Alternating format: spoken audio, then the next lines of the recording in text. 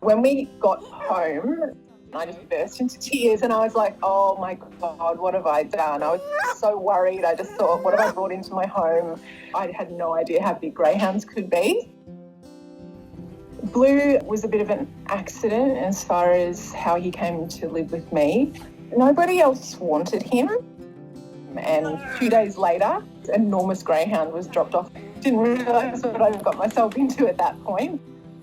It's like bringing a puppy into your house. They just don't know the rules. They don't know any rules about anything.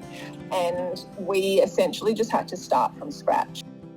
Within the first few days, I tried to take him for a walk and he just reluctantly came with me, just sort of associated going for a walk with loud sounds and scary things. And I had to teach him a different way. And patient was probably the biggest thing that helped the both of us through it.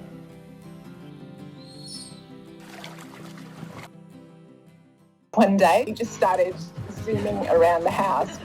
I think that was the moment where I was like, I think he's going to be pretty happy here.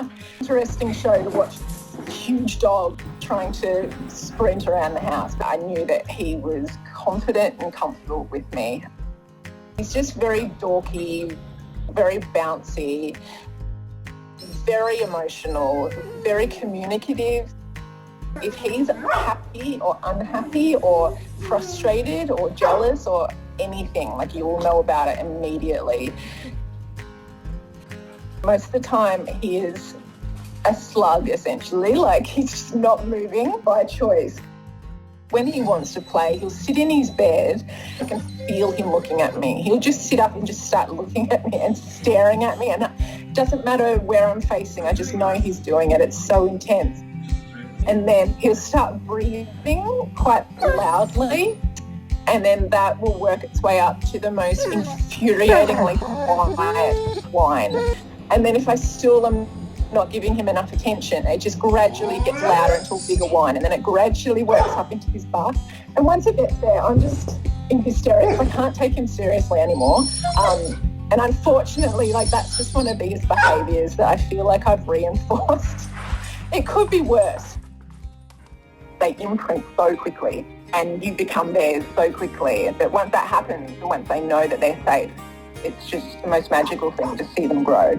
They need a loving home, they need a couch, they need someone to hear all of their feelings and thoughts.